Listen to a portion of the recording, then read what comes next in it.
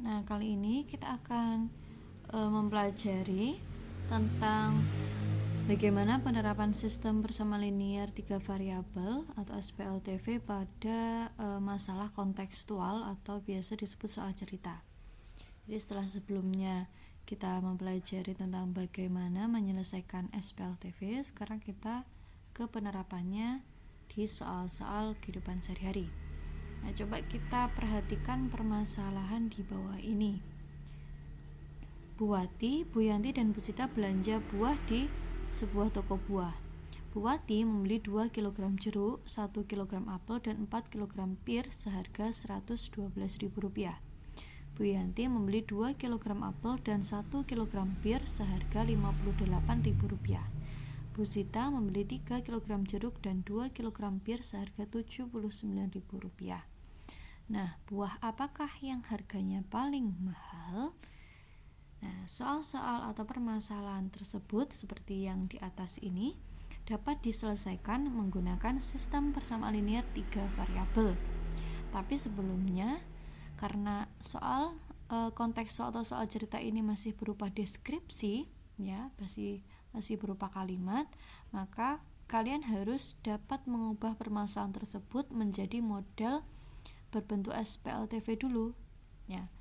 Jadi nanti langkah-langkahnya jika ada soal cerita atau soal kontekstual, salah satunya seperti yang barusan dibacakan ini, harus diselesaikan dengan beberapa langkah dulu. Yuk kita lihat langkah-langkahnya apa saja. Nah, langkah-langkah untuk menyelesaikan soal kontekstual tentang SPLTV, yang pertama, kita harus melakukan pemisalan atau memilih variabel dulu. Nah, variabel di sini dipilih sebagai wakil dari nilai-nilai yang akan dicari. Variabel yang dipilih misalnya X, Y, dan Z. Ingat ya, karena kita mempelajari tentang 3 variabel, maka variabel yang dipilih pasti harus ada 3. Nah, misalkan di sini X, Y, dan Z. Akan tetapi kalian dapat pula memilih variabel lain, misalnya P, H, dan R. Nah, variabel lain juga boleh P, H, dan R. Atau kalau ada lagi yang lain, misal A, B, C, itu juga boleh. Atau K, L, dengan M, itu juga gak masalah, ya. Yang penting ada 3 variabel.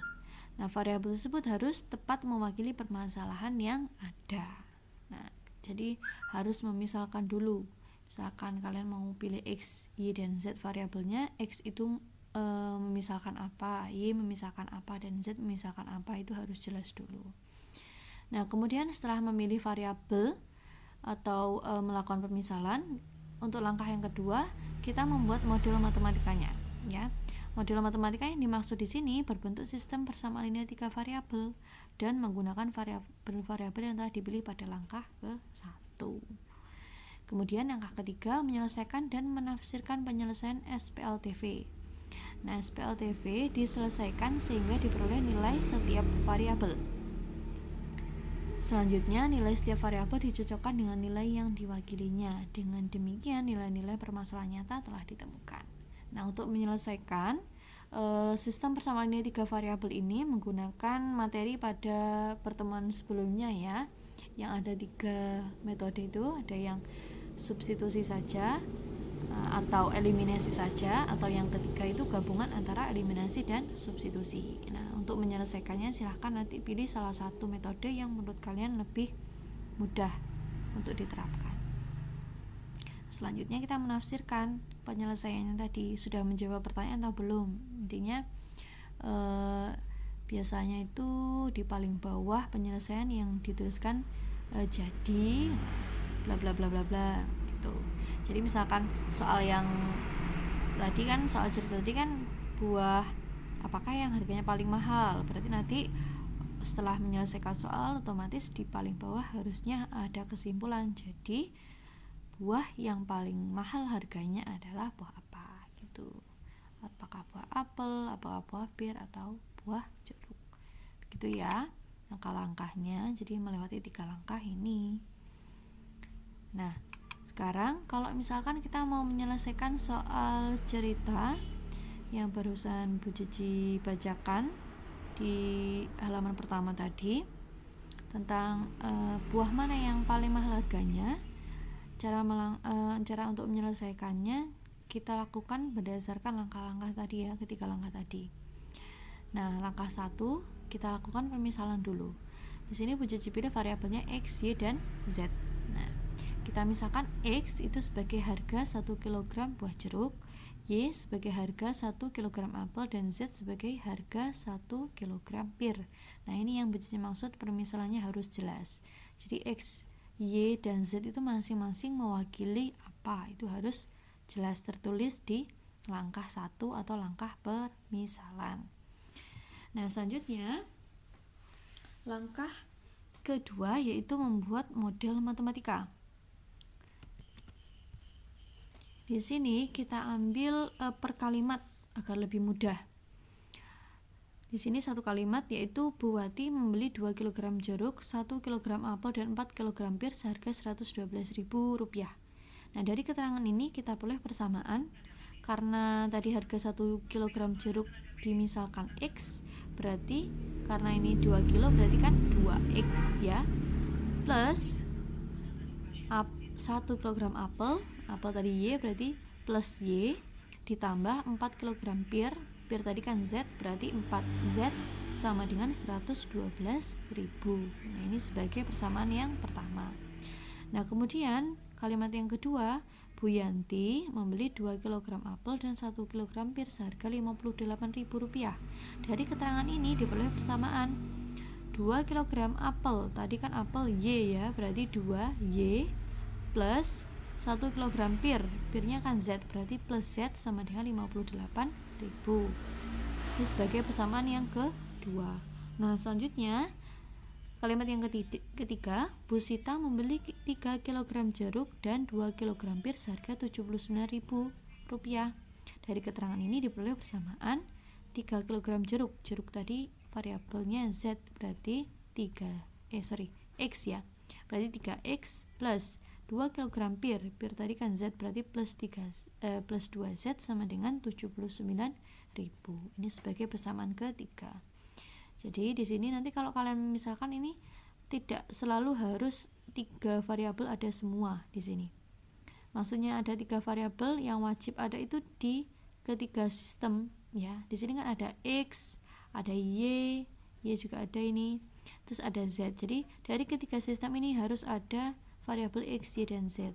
Kalau misalkan di persamaan yang kedua tidak ada variabel X, tidak masalah. Di persamaan ketiga tidak ada variabel Y, itu tidak masalah. Tapi dari keseluruhan dari persamaan 1 dan 2 dan 3 ini harus memuat 3 variabel X, Y, dan Z. Karena materinya kita tentang SPLTV, sistem persamaan linear 3 variabel. Nah, di sini disimpulkan bahwa SPLTV dari permasalahan tersebut adalah persamaan pertama yaitu 2X plus Y plus 4Z sama dengan 112.000 dari sini tadi ya. Yang kedua 2Y plus Z sama dengan 58.000 dari sini. Dan yang ketiga 3X plus 2Z sama dengan 79.000 dari sini. Oke, sudah paham ya sampai sini bagaimana cara membuat model matematika dari suatu soal cerita. Nanti langkahnya harus seperti itu ya. Apapun soalnya harus ada permisalan dulu, selanjutnya membuat model matematikanya seperti apa. Baru kalau sudah ketemu sistemnya, ini tinggal menyelesaikan dengan salah satu dari 3 metode yang sudah kita pelajari. Tuh, paham ya anak-anak ya? Oke, selanjutnya setelah ketemu persamaan 1, 2, dan 3, kita masuk ke langkah yang ketiga yaitu menyelesaikan dan menafsirkan penyelesaian SPLTV. Di sini langkah yang pertama Bu Cici ambil adalah mengeliminasi Y dari persamaan 1 dan 2. Maka kita tulis dulu persamaan satunya 2X plus Y plus 4Z sama dengan 112.000.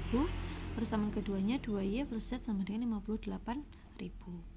Nah, karena kita mau mengeliminasi atau menghilangkan variabel Y, berarti kita lihat dulu koefisien dari variabel Y-nya. Yang atas ini kan 1, yang bawah koefisiennya 2, berarti kan masih beda. Berarti harus disamakan dengan cara yang atas dikalikan dengan 2, yang bawah dikalikan dengan 1.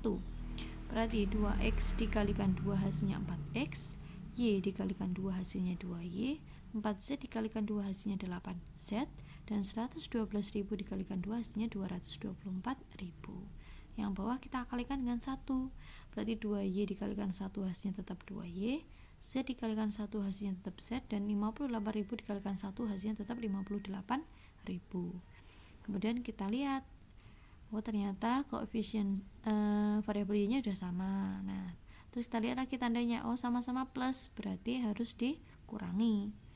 Berarti 4x kan di sini tidak ada pengurangnya, tetap ditulis 4x. 2y dikurangi 2y 0, berarti tidak perlu ditulis. 8z dikurangi z hasilnya 7z. Terus 224.000 dikurangi 58.000 hasilnya 166.000. Nah, inilah yang disebut sebagai persamaan keempat.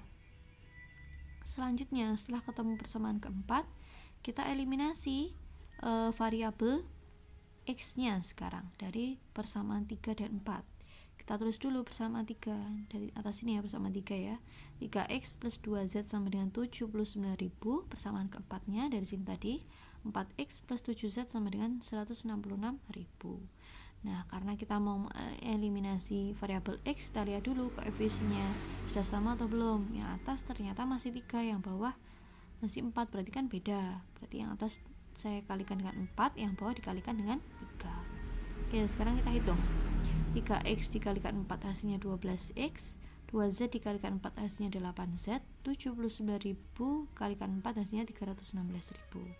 Sedangkan yang bawah 4x dikalikan 3 hasilnya 12x, 7z dikalikan 3 hasilnya 21z, dan 166.000 dikalikan 3 hasilnya 498.000. Nah, sekarang kita lihat koefisien dari variabel x-nya ternyata sudah sama-sama 12, dan tandanya sama-sama plus, berarti operasinya dikurangi. 12x dikurang 12x hasilnya 0, tidak perlu ditulis. 8z dikurangi 21z hasilnya min 13z. Kemudian ruas kanan 316.000 dikurangi 458.000 hasilnya negatif 182.000. Nah, kemudian untuk mencari nilai z-nya berarti min 13-nya pindah ke ruas kanan ya. Berarti di sini negatif 182.000 dibagi negatif 13. Ingat ya, kalau perkalian pindah ke ruas kanan hanya menjadi pembagian, tandanya tetap negatif. Berarti negatif dibagi negatif hasilnya kan positif.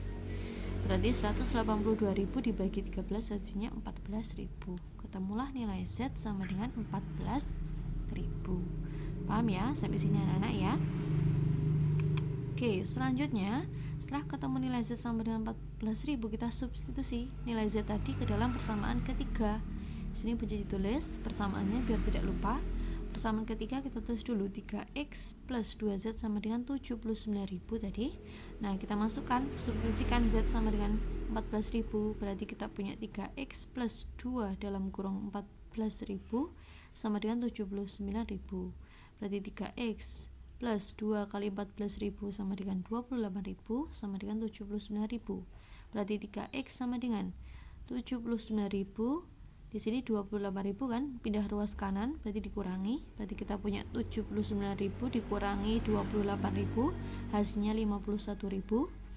Berarti di sini x sama dengan 51.000 dibagi 3 ya, hasilnya 17.000. Ketemulah nilai x sama dengan 17.000. Nah, selanjutnya untuk mencari nilai y-nya sekarang, kita substitusi nilai z sama dengan 14.000 tadi ke persamaan kedua sekarang. Ini ya.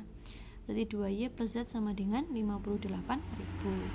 Berarti di sini kita tulis 2y plus z-nya kita substitusi atau kita ganti dengan 14.000 sama dengan ruas kanan 58.000. Nah, di sini 2y tetap di ruas kiri. 14.000-nya pindah ke ruas kanan berarti menjadi min 14.000.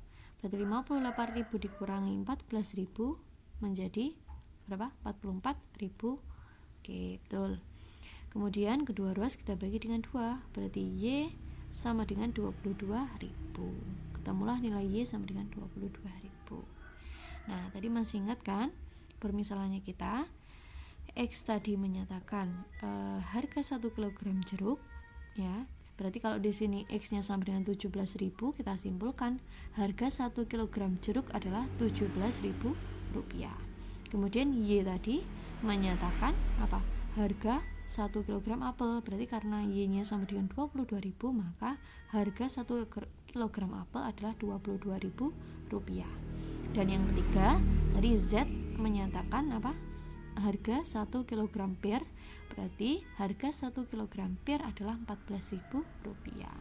Nah, dari sini selanjutnya kita menjawab pertanyaan. Pertanyaan tadi kan, buah apakah yang paling mahal? Berarti dari sini sudah kelihatan yang mana yang paling mahal, kan 22.000 yang paling mahal. Nah, yang paling mahal berarti 22.000 itu adalah buah apel. Berarti kita bisa menyimpulkan sehingga harga buah yang paling mahal adalah buah apel. Nah, sampai sini berarti kita sudah menyelesaikan dan juga di sini menafsirkan hasil dari perhitungan kita. Kesimpulannya apa, tafsirannya apa, apakah sudah terjawab. Nah, dari sini berarti sudah terlihat bahwa kita sudah menjawab permasalahan kontekstual yang ada di depan tadi. Nah, sampai sini kira-kira gimana, bisa dipahami ya? Ternyata mudah ya. Jadi nanti untuk mengerjakannya silahkan mengikuti langkah-langkah itu tadi, 3 langkah itu. Ini masih sederhana, insya Allah kalian semua bisa mengerjakannya. Pokoknya tetap diingat, yang pertama kalau mengerjakan soal cerita itu harus dimisalkan dulu sebagai variabel, dan variabelnya itu harus jelas dulu. Misalkan X, Y, dan Z, 3 variabel itu memisahkan apa, X-nya apa, Y-nya apa, Z-nya apa. Kemudian yang kedua langkahnya dibuat model matematika. Jadi dari deskripsi soal cerita tadi dibuat model matematikanya seperti apa. Baru kemudian kalau kalian sudah bisa membuat model matematika, baru langkah ketiga ini tinggal mengulang dari pertemuan sebelumnya, menyelesaikan. Yang tadi kan Bu Cici berarti menggunakan metode gabungan ya, antara eliminasi dan substitusi. Nanti kalian terserah menggunakan metode apa yang langkah ketiga ini. Nah, nanti setelah itu karena dia soal kontekstual atau soal cerita, maka terakhir nanti harus diverifikasi apa pertanyaan dari soal tadi, kemudian diverifikasi di paling bawahnya. Jadi kesimpulannya seperti apa jawaban dari soal tersebut. Paham ya sampai sini ya? Oke, kalau sudah bisa dipahami, Bu Cici akhiri untuk penjelasan pada materi ini. Semoga dapat membantu kalian memahami materi ini dan semoga video ini bermanfaat. Bu Cici akhiri, wassalamualaikum warahmatullahi wabarakatuh.